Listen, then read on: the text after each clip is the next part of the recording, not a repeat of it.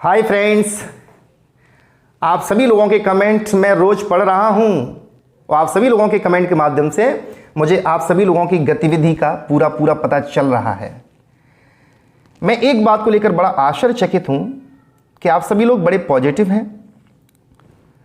जो भी अभी 4-5 महीने का समय बड़ा मुश्किल भरा निकला हुआ था कोविड-19 की वजह से, बहुत ही सकारात्मकता के साथ आपने उस समय का सामना किया और बहुत ही अच्छे तरीके से सकारात्मक सोच के साथ आप आगे बढ़ रहे हैं। कहीं ना कहीं मैं भी आप सभी लोगों से सीखते हुए आप सभी लोगों की शिक्षा व्यवस्था को सुचारू रूप से चलाने के लिए प्रयास कर ही रहा हूं। उसी प्रयास की एक और कड़ी मैं आप सभी के सामने आज लेकर आया हूं। आज के मेरे टॉपिक का नाम है मध्य प्रदेश की जनजातियां और जनजातीय संस्कृति, tribes and tribal culture of MP. बहुत ही स्कोरिंग और बहुत ही महत्वपूर्ण टॉपिक सभी एग्जाम्स को ध्यान में रखते हुए ये बनाया गया है। सबसे पहले कई बच्चों के कमेंट के माध्यम से मुझे पता चला कि जनजाति वाला टॉपिक बहुत से बच्चों को अच्छे से समझ में नहीं आता, तो आज के इस वीडियो में मैं आप सभी को जनजाति वाला टॉपिक पूरे तरीके से समझाने का प्रयास करूंगा। आप मेरे साथ पूरे तरीके से जनजाति वाले टॉपिक को समझें, लेकिन 1-2 मिनट पहले जनजाति के बारे में जरा हम लोग चर्चा कर लेते हैं, जरा उसे आप लोग ध्यान से समझें। जनजाति मानव समाज का ऐसा वर्ग है जो सभ्य समाज के प्राचीन रूप को निरूपित करता है। आज का जो समाज है मानव समाज, वो सभ्य समाज है, लेकिन वर्तमान का जो मानव समाज सभ्य समाज है उसके प्राचीन रूप को, आदि रूप को निरूपित करता है। उसे हम लोग बोलते हैं जनजाति। अगली बात, जनजातियां सामाजिक और आर्थिक रूप से स्थिर हैं, लेकिन आज का वर्तमान का जो समाज है वो सामाजिक और आर्थिक रूप से गतिमान है। जनजातियां सभ्य समाज के प्राचीन रूप को निरूपित करती हैं, इसीलिए इन्हें हम लोग आदि मानव की संज्ञा देते हैं। इन्हें प्राक औद्योगिक और प्राक साक्षर के नाम से भी जाना जाता है।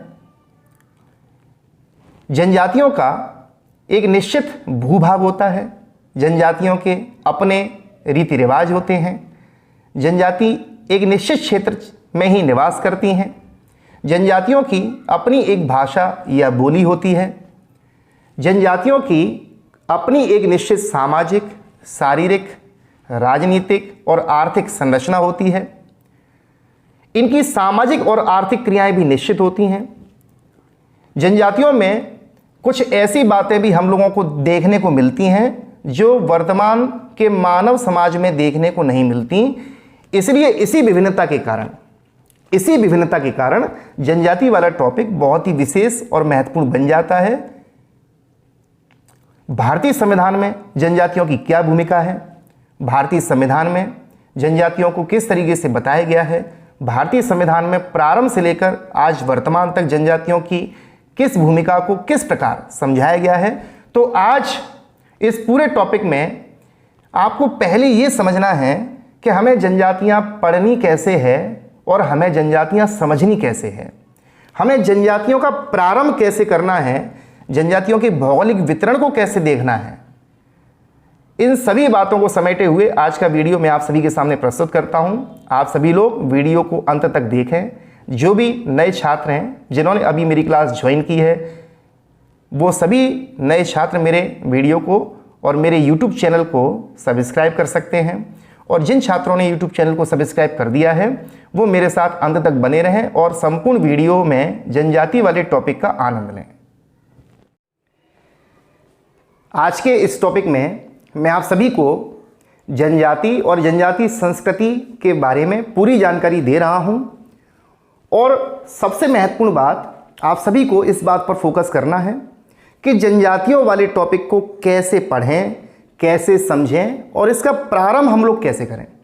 कभी कभी कुछ विद्यार्थियों का मैंने देखा हुआ है कि कुछ विद्यार्थी केवल फैक्ट को पढ़ना चालू कर देते हैं, जिनसे उनकी जो अवधारणा और एक निश्चित समझ जो होती है वो पूरे तरीके से विकसित नहीं हो पाती। तो मेरा आप सभी से ऐसा कहना है कि आप सभी लोग जनजातियों के संदर्भ में पूरी तैयारी करें, जनजाति टॉपिक यदि आपने पढ़ना चालू किया है तो फिर जनजाति को पूरा ऐसे पढ़ें कि वो फिर कभी आपको पढ़ने की आवश्यकता ना हो और सारी चीज़ें एक बार में ही दिमाग में फिट हो जाएं। तो ऐसा मेरा प्रयास है। तो चलिए पहला पॉइंट अपन लोग समझते हैं। पहला पॉइंट है कि जनजाति क्या होती हैं, जनजातियों के क्षेत्र क्या होते हैं, जनजातियों की पद्धतियाँ क्या होती हैं। तो सबसे पहले मेरी 4 बातें आप सभी लोग याद रखें। पहली बात, वर्तमान का जो मानव समाज है वो सभ्य समाज है। वर्तमान के सभ्य मानव समाज में जनजाति एक ऐसा वर्ग है जो आदिकाल को वर्तमान के मानव समाज से जोड़ता है। अर्थात जितनी भी प्राचीन परंपराएं, जितने भी प्राचीन रीति रिवाज हैं वो जनजाति वर्ग में देखने को मिल सकते हैं। प्राचीन मानव की पद्धतियां क्या थीं, प्राचीन मानव की रीति रिवाज और परंपराएं क्या थी, वो किस प्रकार से रहता था, वो किस प्रकार से अपनी पद्धतियों का निर्वहन करता था, ये संपूर्ण बातें जनजातियों में देखने को मिलती हैं। वर्तमान का जो मानव समाज है वो सामाजिक और आर्थिक रूप से गतिमान है, परंतु जनजातीय क्षेत्रों में रहने वाले लोग सामाजिक और आर्थिक रूप से स्थिर हैं, जिसके कारण इन्हें आदि मानव की संज्ञा दी गई है। इन्हें प्राक साक्षर और प्राक औद्योगिक भी कहा जाता है। क्या क्या नाम मिले? आदि मानव, प्राक साक्षर और प्राक औद्योगिक भी इन्हें कहा जाता है। लेकिन कुछ सामान्य जानकारियों की बात की जाए तो जनजातियों में कुछ सामान्य जानकारियां क्या होती हैं। पहला पॉइंट, जनजातियां एक निश्चित निवास स्थान को ग्रहण करती हैं। अर्थात जनजाति क्षेत्रों के जो लोग हैं वो एक निश्चित स्थान पर रहते हैं। दूसरा पॉइंट, जनजातीय क्षेत्रों के लोगों की या जनजातियों की एक निश्चित भाषा और बोली होती है। जनजातियों के परिवार और परिवार समूह एक निश्चित संकलित होते हैं। इनमें अंतर्विवाही पद्धति होती हैं। सभी प्रकार की जनजातीय क्षेत्रों के लोगों के सामाजिक, आर्थिक, शारीरिक और राजनीतिक संरचनाएं एक इकाई के रूप में भिन्न भिन्न होती हैं। अर्थात सभ्य मानव समाज से तुलना की जाए तो वर्तमान मानव समाज से भिन्न इनकी सामाजिक संरचना होती है। वर्तमान मानव समाज से भिन्न इनकी शारीरिक संरचना और शारीरिक गठन होता है। वर्तमान मानव समाज से भिन्न इनकी राजनीतिक संरचना होती है और आर्थिक क्रियाएं, पर्व, प्रथाएं, भौगोलिक वितरण भी इनका वर्तमान मानव समाज से भिन्न होता है। इन सारी बातों को ध्यान में रखते हुए भारतीय संविधान में भी इनसे संबंधित कई विशेष प्रावधान किए गए हैं। भारतीय संविधान में जनजातियों का सबसे प्रारंभिक उल्लेख 1931 की 1931 की जनगणना में किया गया था। क्योंकि इन्हें अनुसूचित जनजाति शब्द तो बाद में दिया गया, लेकिन 1931 की 1931 की जनगणना में इनका प्रारंभिक वर्णन देखने को मिलता है। उसके बाद 1935 में भारत शासन अधिनियम में, 1935 के भारत शासन अधिनियम में इनका नामोल्लेख किया गया है। 1936 में ब्रिटिश सरकार के द्वारा असम, बिहार, मुंबई, उड़ीसा, मध्य प्रांत आदि प्रांतों में अनुसूचित जनजाति क्षेत्रों को चिन्हित किया गया और उसके बाद एक प्रमुख विद्वान थे जीएस धुरिये के द्वारा इन्हें अनुसूचित जनजाति के रूप में नाम दिया गया और इन्हें संविधान में जोड़ने का प्रस्ताव रखा गया, जिसके बाद भारतीय संविधान के अनुच्छेद 342 के भाग 1 में इन्हें अनुसूचित जनजाति के रूप में शामिल कर दिया गया। भारतीय संविधान के अनुच्छेद 342(1) में इन्हें अनुसूचित जनजाति के रूप में शामिल कर दिया गया। अर्थात यहाँ से हम लोगों की एक बात समझ में आई कि अनुसूचित जनजाति शब्द जो है वो एक संवैधानिक शब्द है। Scheduled tribe word is a constitutional word. अनुसूचित जनजाति शब्द एक संवैधानिक शब्द है। जनजाति शब्द जनरल एक वर्ड है जिसे हम लोग आम बोलचाल की भाषा में यूज कर सकते हैं, लेकिन अनुसूचित जनजाति शब्द जो है वो एक संवैधानिक शब्द है जिसका संविधान में प्रयोग किया गया है।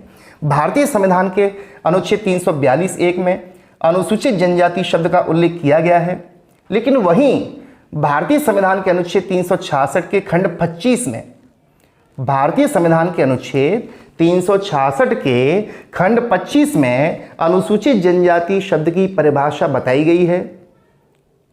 तो परिभाषा के शब्द में अगर बात की जाए तो अनुच्छेद 366 के खंड 25 में अनुसूचित जनजाति शब्द की परिभाषा बताई गई है, लेकिन संविधान के अनुच्छेद 342(1) में अनुसूचित जनजाति शब्द को जोड़ा गया है।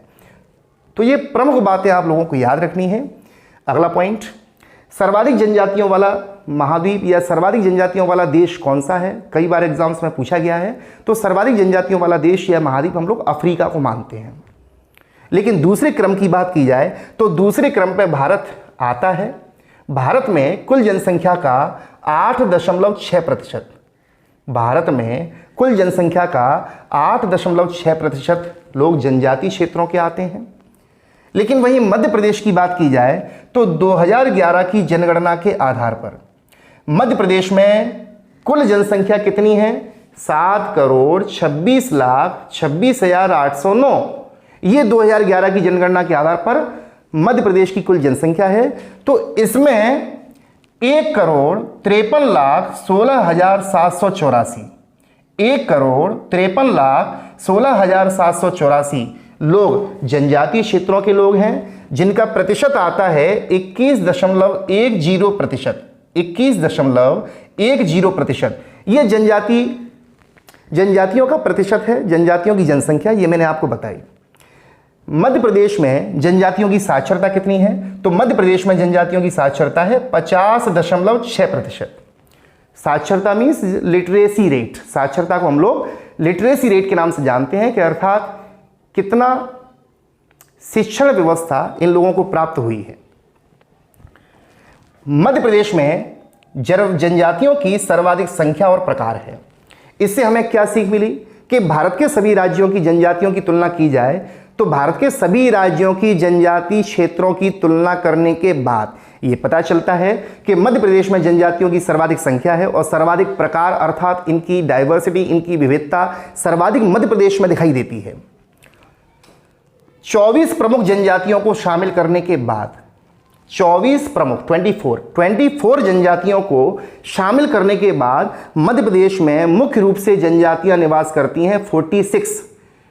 24 प्रमुख जनजातियां हैं, लेकिन टोटल जनजातियों की बात की जाए तो वर्तमान में मध्य प्रदेश में 46 जनजातियां निवास करती हैं। लेकिन अगर इन 46 जनजातियों की उपजातियों को भी शामिल कर दिया जाए, इन 46 जनजातियों की उपजातियों को भी शामिल कर दिया जाए तो कुल जनजातियां बन जाती हैं 90। कुल जनजातियां 90 हो जाती हैं। तो ये आपको याद रखना है कि 24 प्रमुख जनजातियों को शामिल करने के बाद 46 जनजातियां महत्वपूर्ण रूप से होती हैं, परंतु यदि इनकी उपजातियां भी शामिल कर दी जाए तो टोटल जनजातियां बन जाती हैं 90। मध्य प्रदेश की सबसे बड़ी जनजाति बोला जाए तो मध्य प्रदेश की सबसे बड़ी जनजाति है भील। भील जनजाति को मध्य प्रदेश की सबसे बड़ी जनजाति माना जाता है 2011 की जनगणना के आधार पर जनसंख्या में और जनसंख्या समूह की दृष्टि से भील जनजाति मध्य प्रदेश की वर्तमान में सर्वाधिक प्रमुख जनजाति है। लेकिन सबसे छोटी जनजाति की बात की जाए तो कमार या सिंधी, कमार और सिंधी जनजाति क्षेत्र के जो लोग हैं बहुत कम क्षेत्र में, बहुत कम संख्या में आते हैं। तो मध्य प्रदेश की सबसे छोटी जनजाति है कमार या सिंधी, कमार या सिंधी, जो मध्य प्रदेश के अलावा भारत के अन्य राज्यों में भी पाए जाते हैं, लेकिन बहुत कम संख्या में। याद रखें आप सभी लोग। दूसरा पॉइंट, मध्य प्रदेश के कुल 24 जिले आदिवासी जिले हैं। बहुत ही अच्छा पॉइंट है। देखिए, मध्य प्रदेश जब मैंने आपको समझाया था तो मैंने आपको बताया था कि मध्य प्रदेश की भौगोलिक सीमा 5 राज्यों से लगी हुई है। पूर्व की ओर छत्तीसगढ़, उत्तर पूर्व की ओर उत्तर प्रदेश, उत्तर पश्चिम की ओर राजस्थान, पश्चिम में गुजरात और दक्षिण में लगा हुआ है महाराष्ट्र। तो मध्य प्रदेश को 5 राज्य घेरे हुए हैं। तो मध्य प्रदेश के इन 5 राज्यों से लगे हुए जो जिले हैं, मध्य प्रदेश के इन 5 राज्यों से लगे हुए जो जिले हैं, उन जिलों में अधिकांशतः यह देखा जाता है कि मध्य प्रदेश के कुल 24 जिले आदिवासी जिले माने जाते हैं। मध्य प्रदेश के कुल 24 जिले आदिवासी जिले हैं, अर्थात सर्वाधिक जनजाति इन्हीं 24 जिलों में आती है, जिसमें से दो तथ्य बनते हैं, एग्जाम की दृष्टि से बहुत ही महत्वपूर्ण दो तथ्य बनते हैं कि सर्वाधिक जनजाति धार जिले में पाई जाती है और सर्वाधिक जनजातियों का प्रतिशत अलीराजपुर जिले में है। सर्वाधिक जनजाति धार जिले में है, सर्वाधिक जनजाति की जो जनसंख्या है वो धार जिले में है, लेकिन सर्वाधिक जनजाति का प्रतिशत अलीराजपुर जिले में है, लगभग 87 से 89%। कितना प्रतिशत है? लगभग 87 से 89%। लेकिन बहुत ही इंपॉर्टेंट टॉपिक है कि सर्वाधिक जनजाति की संख्या मैंने धार जिले में आपको बताई, सर्वाधिक जनजाति का प्रतिशत मैंने अलीराजपुर जिले में बताया, लेकिन सबसे कम जनजाति की संख्या और सबसे कम प्रतिशत वाला जिला एक ही है। सबसे कम जनजाति की संख्या और सबसे कम प्रतिशत वाला जिला एक ही है। कौन सा है? भिंड। तो आपको याद रखना है कि भिंड जिले में जनजातियों की सबसे कम जनसंख्या है और भिंड जिले में जनजातियों का सबसे कम प्रतिशत है। इन दोनों का राइट आंसर सबसे कम में अगर आपको लगाना है तो भिंड जिले को आप लोग प्रमुख रूप से याद रखें। अगला पॉइंट, जनजातियों को मैंने अभी आपको बताया कि प्राचीन मानव समाज का चित्रण जनजातियों के द्वारा किया जाता है। तो जनजातियों को एक शब्द मिला था आदिवासी। आदि माने होता है प्रारंभिक, प्राचीन, और वासी माने होता है रहने वाले। वास का अर्थ होता है रहना और वासी अर्थात रहने वाले। तो प्रारंभिक रूप से रहने वाले अर्थात आदिवासी। तो आदिवासी शब्द का सबसे पहले प्रयोग ठक्कर बापा के द्वारा किया गया था। आदिवासी शब्द का सबसे पहले प्रयोग ठक्कर बापा के द्वारा किया गया था। अनुसूचित जनजाति शब्द का पहली बार प्रयोग साइमन कमीशन के द्वारा किया गया था। आप सभी लोगों ने हिस्ट्री पढ़ी है, इतिहास के बारे में आप सभी लोगों को बहुत अच्छी जानकारी है। साइमन कमीशन जब हिंदुस्तान आया था और साइमन कमीशन का ही विरोध करते समय लाला लाजपत राय की सिर पर पड़ी लाठियों की वजह से मृत्यु हो गई थी, आप सभी जानते हैं। तो अनुसूचित जनजाति शब्द का पहली बार प्रयोग, अनुसूचित जनजाति शब्द का पहला प्रयोग साइमन कमीशन के द्वारा किया गया था। तो दो प्रश्न हमें यहां से सीखने को मिले कि आदिवासी शब्द का प्रथम प्रयोग ठक्कर बापा के द्वारा किया गया था, लेकिन अनुसूचित जनजाति शब्द का पहली बार प्रयोग साइमन कमीशन के द्वारा किया गया था और बाद में अनुसूचित जनजाति शब्द का प्रयोग भारतीय संविधान ने भी किया। भारतीय संविधान ने इसको जनजाति के रूप में निरूपित नहीं किया, भारतीय संविधान ने भी इसे अनुसूचित जनजाति शेड्यूल्ड ट्राइब के रूप में निरूपित किया। तो अनुसूचित जनजाति शब्द का प्रयोग भारतीय संविधान के द्वारा भी किया गया। अगला तथ्य हम लोग देखते हैं, साइमन कमीशन ने अनुसूचित जनजातियों को एक शब्द से निरूपित किया, दलित। तो एक प्रश्न कई बार एग्जाम्स में पूछा जाता है कि आदिवासियों को या जनजातियों को दलित शब्द के रूप में सबसे पहले किसने निरूपित किया था? साइमन कमीशन ने। तो यहां दो प्रश्न बने कि अनुसूचित जनजाति शब्द का पहली बार प्रयोग साइमन कमीशन ने किया, अनुसूचित जनजातियों के लिए दलित शब्द का प्रयोग भी साइमन कमीशन के द्वारा किया गया। लेकिन बहुत ही इंपॉर्टेंट टॉपिक सभी लोग अपने दिमाग में बिठा लें, कभी नहीं भूलना है, किसी भी विद्यार्थी को कभी नहीं भूलना है। कौन सा महत्वपूर्ण क्वेश्चन?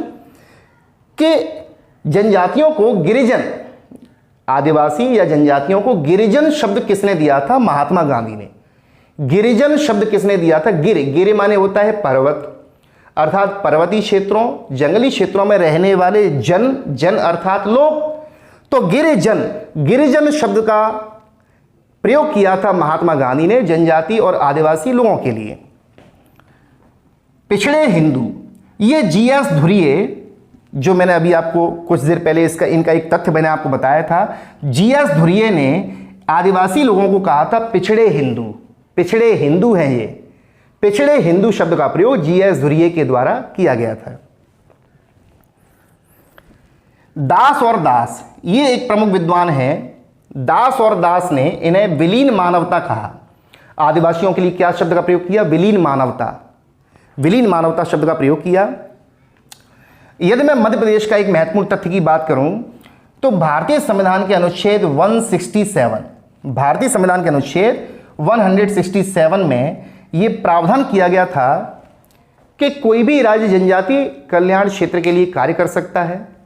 इसी बात को ध्यान में रखते हुए 1964 में मध्य प्रदेश में जनजातियों के संरक्षण के लिए, जनजातियों की सुरक्षा के लिए एक विभाग बनाया गया, आदिम जाति कल्याण विभाग। मध्य प्रदेश में जनजातियों के संरक्षण के लिए और जनजातियों की सुरक्षा के लिए, जनजातियों के पिछड़ेपन को दूर करने के लिए एक विभाग बनाया गया जिसे नाम दिया गया आदिम जाति कल्याण विभाग। लेकिन वर्तमान में इसका नाम बदलकर कर दिया गया है जनजातीय कार्य विभाग। वर्तमान में आदिम जाति कल्याण विभाग को नाम दिया गया है जनजातीय कार्य विभाग। भारत की 3 बड़ी जनजातियां कौन सी हैं? भारत की 3 बड़ी जनजातियां हैं भील, गौड़ और बैगा। एसएससी के एक एग्जाम में ये क्वेश्चन पूछा गया था, तो वहां से ये तथ्य मैंने आप सभी के सामने लाया है। भारत की 3 बड़ी जनजातियां कौन सी हैं? तो भारत की 3 बड़ी जनजातियां हैं भील, गौड़ और बैगा। लेकिन मध्य प्रदेश की 3 बड़ी जनजातियों का नाम है भील, गौड़ और कोल। केवल अंतर यहां आपको मिलेगा कोल जनजाति का। तो ध्यान रखें, मध्य प्रदेश की 3 बड़ी जनजातियों की चर्चा की जाए तो मध्य प्रदेश की 3 बड़ी जनजातियां हैं भील, गौड़ और कोल। केंद्र सरकार ने कुछ समय पहले बैगा, सहरिया और भारिया, केंद्र सरकार ने कुछ समय पहले बैगा, सहरिया और भारिया जनजाति को विशेष पिछड़ी जनजाति के नाम से संबोधित किया है। कोई भी जनजाति पिछड़ी जनजाति कब मानी जाती है, तो इसके संबंध में 3 बातें आप लोग विशेष रूप से याद रखें। कोई भी जनजाति पिछड़ी जनजाति कब मानी जाती है? केंद्र सरकार ने अगर इन 3 जनजातियों को विशेष पिछड़ी जनजाति माना है तो उसके कुछ ना कुछ कारण रहे होंगे। पहला कारण साक्षरता दर का कम होना, लो लिटरेसी रेट। साक्षरता दर जिस जनजाति की कम होगी, जिस जनजाति में पढ़े लिखे लोगों की संख्या कम होगी, उस जनजाति को पिछड़ी जनजाति माना जाता है। तो पहला कारण हमें क्या मिला? साक्षरता दर का कम होना। दूसरा कारण, इनका निवास स्थान दूर क्षेत्रों में होना। वो जनजाति पिछड़ी जनजाति मानी जाएगी जिसका निवास स्थान सभ्य समाज में रहने वाले लोगों से बहुत दूर होगा। अति पिछड़े इलाकों में जिनका निवास स्थान होगा उन्हें भी हम लोग पिछड़ी जनजाति के नाम से जानते हैं। और तीसरा महत्वपूर्ण क्वेश्चन है कि पारंपरिक रीति रिवाज इनके बहुत ही ज़्यादा क्लिष्ट होना। जिस जनजाति के पारंपरिक रीति रिवाज बहुत ही ज़्यादा टफ होंगे, बहुत ही ज़्यादा क्लिष्ट होंगे, उस जनजाति को भी अति पिछड़ी जनजाति की संज्ञा दी जाती है। तो यहाँ से आपका एक महत्वपूर्ण क्वेश्चन बना। क्वेश्चन क्या है कि केंद्र सरकार ने कि कौन सी 3 जनजातियों को विशेष पिछड़ी जनजातियां माना है? तो बैगा, सहरिया और भारिया, इन 3 जनजातियों को केंद्र सरकार ने विशेष पिछड़ी जनजातियां माना है। जनजातियों के लिए पंचशील सिद्धांत जवाहरलाल नेहरू के द्वारा दिया गया था। जनजातियों के लिए पंचशील सिद्धांत जवाहरलाल नेहरू के द्वारा दिया गया था, जिसमें जनजातियों के लिए इन्होंने कुछ नियम बताए थे। तो आपका एक प्रश्न यहां से तैयार हुआ कि जनजातियों के लिए पंचशील सिद्धांत किसने दिया था? तो जवाहरलाल नेहरू ने। और साथ ही साथ उन्होंने जनजातियों की बोली के लिए देवनागरी लिपि का सुझाव दिया था। उन्होंने जनजातियों की बोली के लिए देवनागरी लिपि का भी सुझाव दिया था। भारतीय जनजातीय अध्ययन के पिता, जनजातियों का अध्ययन जिन्होंने प्रारंभ किया और बहुत विस्तार से किया। इसलिए यहां एक तथ्य जो कई बार विभिन्न एग्जाम्स में पूछा गया है कि भारतीय जनजातीय अध्ययन के पिता शरत चंद्र राय को माना जाता है। शरत चंद्र राय, भारतीय जनजातीय अध्ययन के पिता शरत चंद्र राय को माना जाता है। जनजातीय अनुसंधान संस्थान भोपाल में है। देखिए, मेरा फोकस है मध्य प्रदेश के विशेष तथ्यों की चर्चा करना, क्योंकि आज मैंने चालू किया है जनजाति को कैसे पढ़ना है, जनजाति को कैसे समझना है, भारतीय संविधान में जनजाति की क्या भूमिका है, जनजाति होती क्या है और जनजातियों के संबंध में प्रारंभिक तथ्य कौन कौन से हैं। आज मेरा पूरा फोकस इस पर है। तो अगला तथ्य मैंने आप सभी को बताया कि जनजाति अनुसंधान संस्थान ये पहले छिंदवाड़ा में था। 1954 में इसकी स्थापना हुई थी। जनजाति अनुसंधान संस्थान ये पहले छिंदवाड़ा में था। 1954 में इसकी स्थापना हुई थी, लेकिन वर्तमान में यह भोपाल में है। 1965 में ये परिवर्तित कर दिया गया। तो आज वर्तमान का आंसर क्या होगा? भोपाल। तो जनजातीय अनुसंधान संस्थान भोपाल में है, अर्थात यहाँ जनजातियों से संबंधित रिसर्च की जाती है, जनजातियों के सुरक्षा और संरक्षण को ध्यान में रखते हुए अनुसंधान किए जाते हैं। देश का प्रथम आदिवासी संचार केंद्र झाबुआ में है। बहुत ही इंपॉर्टेंट क्वेश्चन जो मध्य प्रदेश के अक्सर कर कई एग्जाम्स में पूछा जाता है। देश का प्रथम आदिवासी संचार केंद्र कहां पर है? झाबुआ में। देश का प्रथम आदिवासी संचार केंद्र कम्युनिकेशन सेंटर कहां पर है? झाबुआ में। इंदिरा गांधी जनजातीय विश्वविद्यालय, विश्वविद्यालय मीन्स बोला जाए तो यूनिवर्सिटी, इंदिरा गांधी जनजातीय विश्वविद्यालय अमरकंटक। ये भी कई बार एमपीपीएससी प्रीलिम्स में पूछा जा चुका है और अक्सर कर एसआई के एग्जाम्स में भी पूछा जाता है। विशेष रूप से याद रखें, इंदिरा गांधी जनजातीय विश्वविद्यालय अमरकंटक में है। जनजातीय रेडियो प्रसारण केंद्र, जनजातीय रेडियो प्रसारण केंद्र, जनजातीय रेडियो प्रसारण केंद्र जो है वो चंद्रशेखर आजाद नगर में है, अलीराजपुर क्षेत्र में। जनजातीय रेडियो प्रसारण केंद्र है चंद्रशेखर आजाद नगर में। तो ये आपको कुछ विशेष तथ्य मैंने आपको बताए। अगला महत्वपूर्ण तथ्य है कि भारतीय आदिम जाति सेवक संघ, भारतीय आदिम जाति सेवक संघ की स्थापना 1948 में राजेंद्र प्रसाद और ठक्कर बापा के प्रयासों से हुई थी। क्या बोला मैंने? भारतीय आदिम जाति सेवक संघ की स्थापना 1948 में राजेंद्र प्रसाद और ठक्कर बापा के प्रयासों से हुई थी। तो इन तथ्यों के माध्यम से मैंने केवल आपको जनजातियों के प्रारंभिक तथ्यों की जानकारी दी है। चलिए अब हम यहां समझते हैं कि हमें जनजातियां पढ़नी कैसे हैं। देखिए, अब इस टॉपिक में आप सभी को ये याद रखना है, सबसे पहली चीज़ है कि हमें मध्य प्रदेश की जनजातियां जब पढ़ना है तो मध्य प्रदेश की कौन कौन सी जनजातियों का हमें पूरे तरीके से परिचय प्राप्त करना है। हमेशा के लिए एक बहुत अच्छा टॉपिक रहता है। तो आप सभी को ध्यान रखना है कि पहले मैं आप सभी को मध्य प्रदेश की जनजातियों का एक परिचय दे रहा हूँ कि मध्य प्रदेश की कौन कौन सी जनजाति, पहले उनके नामों को समझना चालू करें, पहले उनके नाम समझें। मध्य प्रदेश की प्रमुख जनजातियाँ, पहली हम लोग पढ़ेंगे भील, दूसरी है गौड़, कोल, बैगा। क्या बोला मैंने? फिर से सुने, भील, गौड़, कोल, बैगा। सहरिया, भारिया, बंजारा, कोरकू, खैरवार। फिर से सुने, भील, गौड़, कोल, बैगा, सहरिया, भारिया, बंजारा, कोरकू, खैरवार। अगरिया, पारधी, पनिका, उराव, बिंझवार। अगरिया, पारधी, पनिका, उराव, बिंझवार। ये प्रमुख नाम जनजातियों के मैंने आपको बताए हैं जिनका विस्तार पूर्वक वर्णन हमें करना है।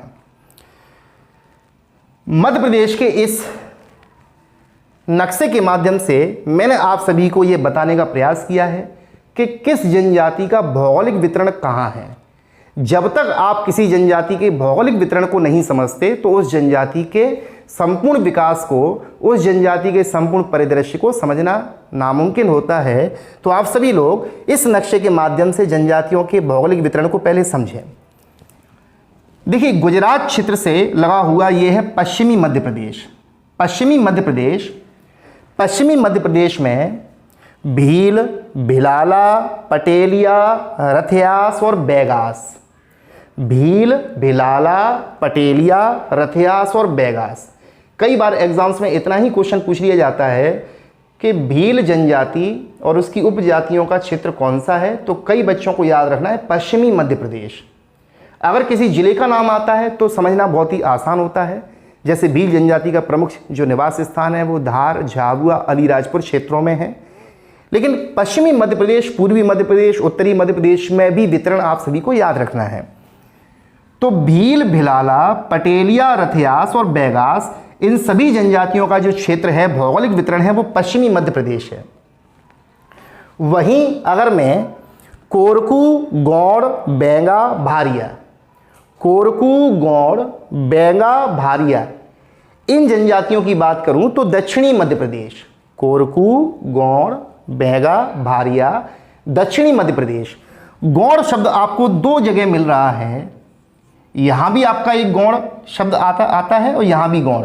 तो आपको एक तथ्य यहां से बना लेना है कि गौड़ दक्षिणी मध्य प्रदेश में भी निवास करते हैं और गौड़ पूर्वी मध्य प्रदेश में भी निवास करते हैं। केवल गौड़ शब्द के बारे में, गौड़ दक्षिणी मध्य प्रदेश में भी निवास करते हैं और पूर्वी मध्य प्रदेश में भी निवास करते हैं। तो दक्षिणी मध्य प्रदेश में कौन कौन बताया मैंने? कोरकू, गौड़, बैगा और भारिया। लेकिन पूर्वी मध्य प्रदेश में चलते हैं तो कोल, उराव, पनेका और गौड़। कोल जो रीवा के कोलारी क्षेत्र से प्रमुख रूप से संबंध रखते हैं, उराव, पनेका और गौड़ ये पूर्वी मध्य प्रदेश में पाए जाते हैं। पूर्वी मध्य प्रदेश में इनका निवास स्थान होता है, प्रमुख रहने के क्षेत्र पूर्वी मध्य प्रदेश में होते हैं।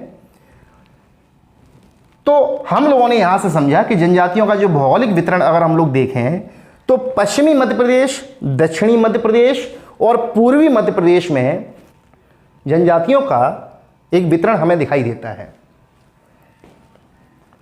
मध्य के क्षेत्र की अगर बात की जाए तो मध्य क्षेत्र में देखिए, ये मध्य प्रदेश का मध्य क्षेत्र है, तो अल्प जनजातीय क्षेत्र, अल्प जनजातीय क्षेत्र। इसका मतलब क्या हुआ? यानी मध्य प्रदेश के केंद्रीय भाग में जनजातियों की संख्या कम है, अल्प जनजातीय क्षेत्र है। मध्य प्रदेश के केंद्रीय भाग में जनजातियों की संख्या कम है, अर्थात ये अल्प जनजातीय क्षेत्र है। उसी प्रकार जो उत्तरी क्षेत्र है, मध्य प्रदेश का जो उत्तरी क्षेत्र है वो नगण्य जनजातीय क्षेत्र है। नगण्य का अर्थ क्या हुआ? बहुत ही कम, नगण्य न के बराबर या जनसंख्याएं या जनजातियां पाई जाती हैं। तो न के बराबर जनजातियां पाए जाने के कारण मध्य प्रदेश के उत्तरी क्षेत्र को हम लोग कहते हैं नगण्य जनजातीय क्षेत्र। लेकिन मध्य प्रदेश के मध्य भाग को मैंने नाम दिया अल्प जनजातीय क्षेत्र। ध्यान रखें, सहरिया और पारधी बहुत ही महत्वपूर्ण जनजातियां, कई बार एग्जाम्स में क्वेश्चन पूछे जाते हैं। सहरिया और पारधी, सहरिया और पारधी जो जनजाति हैं वो श्योपुर और राजस्थान से लगी हुई सीमा क्षेत्रों में पाए जाते हैं। तो सहरिया जनजाति का क्षेत्र मैंने आप सभी को बताया राजस्थान से लगा हुआ पूरा क्षेत्र है। सहरिया जनजाति का जो मुरैना के साथ साथ श्योपुर और राजस्थानी क्षेत्रों में आते हैं, सहरिया और पारधी। तो इस नक्शे के माध्यम से आप सभी को जनजातियों का भौगोलिक वितरण अच्छे से समझना है। फिर स्थान बताना बहुत आसान हो जाता है, जैसे भील, भिलाला, पटेलिया, रथियास और बैगास। इन सभी जनजातियों में प्रमुख रूप से जो भील जनजाति है उसका निवास स्थान है झाबुआ, अलीराजपुर, धार इत्यादि क्षेत्रों में। अगर मैं कोरकू, गौड़, बैगा, भारिया इन लोगों की बात करूं तो भारिया का तो एक क्वेश्चन बहुत ही महत्वपूर्ण आता है कि छिंदवाड़ा का पातालकोट क्षेत्र जो है वो भारिया जनजाति के लिए जाना जाता है। छिंदवाड़ा का पातालकोट क्षेत्र भारिया जनजाति के लिए जाना जाता है। कोरकू दक्षिणी मध्य प्रदेश में, छिंदवाड़ा, सिवनी आदि क्षेत्रों में बहुत बहुतायत में मिलते हैं। कोल रीवा के कोराली क्षेत्र में मिलते हैं। अनूपपुर, शहडोल आदि क्षेत्रों में गौड़ जनजाति का प्रमुख बहुतायत है। सहरिया जनजाति श्योपुर और राजस्थान से सटे हुए जिलों में। तो भौगोलिक वितरण यदि आसानी से समझ में आ जाए तो जिले और स्थान बताना बहुत ही आसान हो जाता है। अगली बात जो मैंने आप सभी के सामने यहां लिखी है, क्या पढ़ें? क्या पढ़ें? जनजातियां जब पढ़ें तो हम लोग क्या पढ़ें? कौन कौन से ऐसे तथ्य हैं जिन पर फोकस करना बहुत ही आवश्यक है? सबसे पहले जनजातियों की उत्पत्ति पढ़ें। जनजातियों की उत्पत्ति कौन सी मानव सभ्यता से या मानव समाज से हुई है। दूसरा, जनजातियों का भौगोलिक वितरण पढ़ें। जनजातियों का भौगोलिक वितरण पढ़ना जरूर है, आवश्यक है। उन जनजातियों की उपजातियां पढ़ें। उपजातियां, उन जनजातियों की उपजातियां हमें पढ़नी है। जनजातियों के पर्व हमें पढ़ना है। जनजातियों के नृत्य हमें पढ़ना है। जनजातियों का सामाजिक, आर्थिक, सांस्कृतिक, शारीरिक गठन हमें पढ़ना है। जनजातियों की धार्मिक विशेषताएं हमें पढ़नी है। सामाजिक, आर्थिक, सांस्कृतिक, शारीरिक और धार्मिक विशेषताओं की चर्चा भी हमें जनजातियों में करनी है। और विशेष महत्वपूर्ण, जिससे कई बार एग्जाम्स में क्वेश्चन पूछे जाते हैं कि जनजातियों के विवाह संबंधी तथ्यों को और प्रथाओं को भी हमें याद रखना है। जनजातियों की विवाह संबंधी तथ्यों को और प्रथाओं को हमें याद रखना है। जनजातियों की विवाह प्रथा को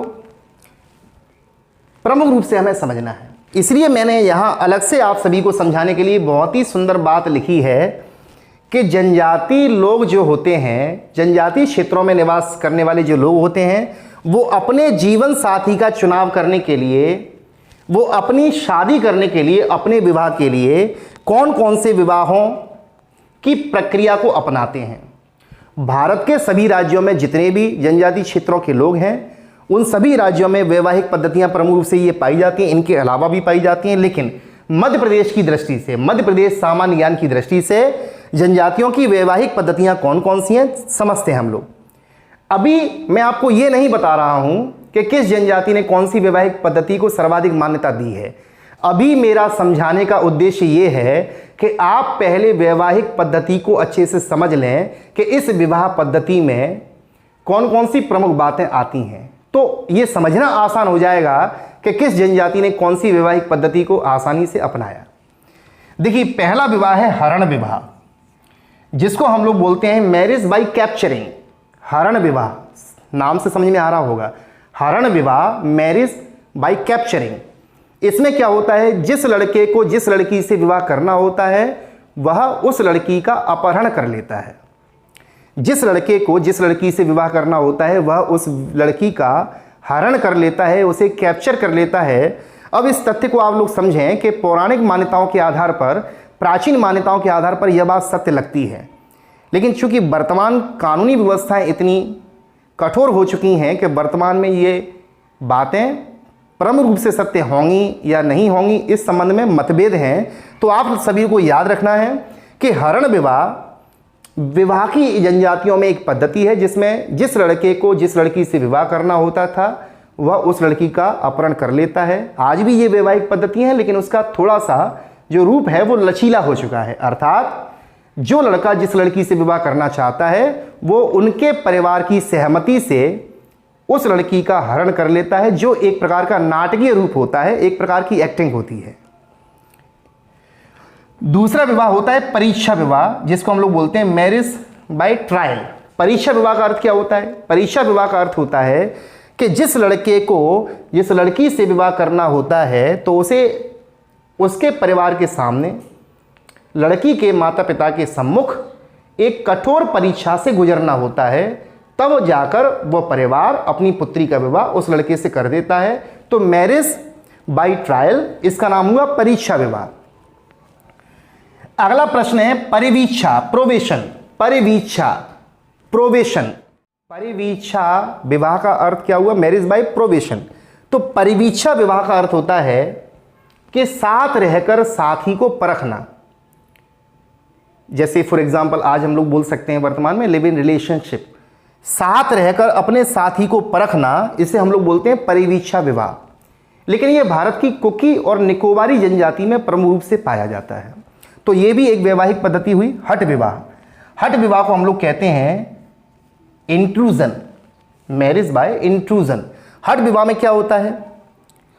जिस लड़की को जो लड़का पसंद होता है वह लड़की उस लड़के से विवाह करना चाहती है तो अपने परिवार से हट करती है, परिवार से जिद्दीपन दिखाती है। तो हट करने के कारण इस विवाह को हम लोग बोलते हैं हठ विवाह। हठ विवाह में क्या होता है कि लड़के लड़की के द्वारा एक प्रकार का वैवाहिक पद्धति को प्रक्रियारत बनाने के लिए हट किया जाता है, तो उसका नाम हुआ हठ विवाह। सहपलायन, सहपलायन मैरिज बाय एलॉपमेंट, मैरिज बाय अलॉपमेंट सहपलायन कहते हैं। सहपलायन का अर्थ क्या होता है? लड़का लड़की दोनों विवाह करना चाहते हैं तो वह एक साथ घर को छोड़कर पलायन कर जाते हैं, साथ साथ। सह माने क्या होता है? साथ साथ। पलायन का अर्थ क्या होता है? चले जाना। तो लड़का लड़की जो विवाह करना चाहते हैं वो एक साथ घर को छोड़कर चले जाते हैं, तो उस विवाह की पद्धति को बोलते हैं सहपलायन विवाह। क्रय विवाह, मैरिज बाय पेमेंट। क्रय विवाह, मैरिज बाय पेमेंट। क्रय विवाह वैवाहिक पद्धति की सबसे बड़ी कुरीति माना जाता है, लेकिन जनजातियों में ये प्रमुख रूप से देखने को मिलता है। कभी भी आपने सुना होगा कि यदि किसी लड़की का विवाह किसी लड़के के साथ होता है तो लड़के वालों को लड़की वालों के घर को एक मूल्य चुकाना होता है जिसे हम लोग बोलते हैं वधू मूल्य। वधू मूल्य चुकाना होता है। जब वधू मूल्य चुका दिया जाता है तो उसे हम लोग बोलते हैं क्रय विवाह। क्रय विवाह अर्थात मैरिज बाय पेमेंट। अब यहां कुछ मान्यताएं भी विद्वानों के द्वारा बताई जाती हैं। क्रय विवाह में प्रमुख मान्यता क्या होती है? अगर लड़के वालों से लड़की पक्ष के लोग कुछ मूल्य लेते हैं जिसे वधू मूल्य कहते हैं, तो इसकी 3 मान्यताएं हमें दिखाई देती हैं। पहली मान्यता, लड़की पक्ष के लोग लड़की को एक आर्थिक पूंजी मानते हैं। लड़की पक्ष के लोग लड़की को एक आर्थिक पूंजी मानते हैं। क्या पता बचपन से उन्होंने उस लड़की को एक आर्थिक पूंजी माना है। जनजातियों में ऐसा देखने को मिलता है। दूसरा पॉइंट, ऐसी भी उनकी मान्यता है कि लड़की जब तक अविवाहित थी तब तक उस घर के पूर्वजों का आशीर्वाद उसके साथ था, लेकिन विवाह के पश्चात जब वो दूसरे घर जाएगी तो जब तक वधू मूल्य नहीं चुकाया जाएगा तब तक उस घर के पूर्वजों का आशीर्वाद उसे प्राप्त नहीं होता। बताइए, ऐसी मान्यता भी जनजातीय क्षेत्रों के लोगों में है। तीसरी बात जो प्रमुख कारण जनजातीय क्षेत्र के लोगों में देखने को मिलता है कि क्रय विवाह का तीसरा प्रमुख कारण यह भी बनता है कि लड़कियों की संख्या लड़कों से कम है, इसलिए वधू मूल्य चुकाइए और लड़की से शादी करके जाइए। तो लड़कियों की संख्या लड़कों से कम है, यह भी एक प्रमुख पॉइंट दिखाई देता है जनजातीय क्षेत्रों में। तो क्रय विवाह इसे हम लोग बोलते हैं। अगला विवाह है सेवा विवाह। सेवा विवाह को हम लोग बोलते हैं मैरिज बाय सर्विस। जिस लड़के को जिस लड़की से विवाह करना होता है, उस लड़के को उस लड़की के घर उसके पिता की, उसके परिवार वालों की कुछ महीनों, कुछ दिनों या कुछ वर्षों तक सेवा करनी होती है, तब उसे नाम दिया जाता है सेवा विवाह। इसमें एक शब्द निकल के आता है लमसेना, लमनाई। 2 शब्द आप लोग याद रखें, लमसेना और लमनाई। जो लड़का लड़की पक्ष के घर में परिवार के मुखिया, परिवार के लोगों की सेवा करता है, तो उस लड़के के लिए ये शब्द का प्रयोग किया जाता है लमसेना और लमनाई। अगला पॉइंट, विनिमय विवाह। विनिमय विवाह को हम लोग मैरिज बाय एक्सचेंज के नाम से जानते हैं। विनिमय विवाह, इसमें क्या होता है? इसमें किसी एक पक्ष के लड़का लड़की अर्थात भाई बहन का विवाह दूसरे घर के भाई बहन से होता है।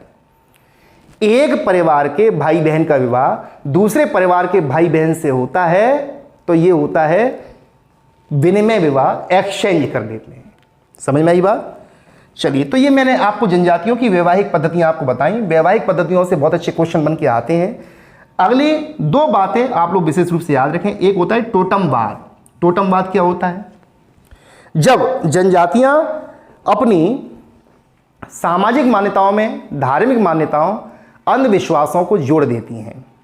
जब जनजातियां अपनी सामाजिक मान्यताओं में धार्मिक मान्यताओं, अंधविश्वासों, कुछ प्रथाओं को जोड़ देती हैं, अर्थात वो अपने धार्मिक विश्वास देवी देवताओं पर करते ही हैं, लेकिन इसके अलावा पशु पक्षी इत्यादि चीज़ों से वो अपनी धार्मिक मान्यताओं को, सामाजिक मान्यताओं को जब जोड़ देते हैं, तो जिस वस्तु से जोड़ते हैं उसे टोटम कहते हैं। परंतु इस पूरी थ्योरी को, पूरे वाद को टोटमवाद कहते हैं। तो टोटमवाद शब्द का जब भी प्रयोग किया जाए, आप सभी लोग याद रखें कि जनजातीय क्षेत्र के जो लोग होते हैं अपनी सामाजिक मान्यताओं को धार्मिक मान्यताओं से जोड़ देते हैं। सामाजिक धार्मिक मान्यताओं का ये एक संयोग होता है। जिस वस्तु से जोड़ते हैं वह टोटम कहलाता है और इस संपूर्ण थ्योरी को टोटमवाद कहते हैं। अंतिम बिंदु है युवाग्रह। युवाग्रह को हम लोग कहते हैं सामाजिक संस्था। युवाग्रह एक प्रकार की सामाजिक संस्था होती है। जैसे आपको एक शब्द याद रखना है, घोंटुल। घोंटुल एक युवाग्रह है। युवाग्रह एक सामाजिक संस्था होती है। घोंटुल प्रथा आप सभी लोग सुनेंगे, तो घोंटुल एक प्रकार का युवाग्रह है। युवाग्रह बराबर सामाजिक संस्था। संपूर्ण टॉपिक मैंने आप सभी को कवर करवाया। आशा है ये वीडियो आप लोगों को मेरा पसंद आएगा। ये वीडियो जनजातियों का परिचय, जनजातियां कैसे पढ़ना है, कैसे समझना है, इसको ध्यान में रखकर बनाया गया है। जनजातियों का सेकंड वीडियो तुरंत इसके बाद आने वाला है, जिसमें आप सभी लोग संपूर्ण जनजातियों का परिचय प्राप्त कर पाएंगे कि भील की सामाजिक विशेषताएं, धार्मिक विशेषताएं, आर्थिक राजनीतिक विशेषताएं क्या होती हैं। ये संपूर्ण जनजातियों का परिचय मैं अगले वीडियो में करने वाला हूं। तो आप सभी लोग इस वीडियो को अंत तक देखें। और आप सभी लोगों से मैं बार बार फिर से कह रहा हूँ, क्योंकि मैंने ये देखा हुआ है कि जितने मेरे वीडियोस पर व्यू आते हैं उतने बच्चे या स्टूडेंट्स लाइक नहीं करते। पता नहीं क्या आप लोगों को टेक्नोलॉजी का ज्ञान पूरे तरीके से है या नहीं है, समझ में नहीं आता। और आशा करता हूँ कि आप सभी लोगों को ये मेरा वीडियो बहुत अच्छे से पसंद आएगा। चलिए, बहुत बहुत धन्यवाद।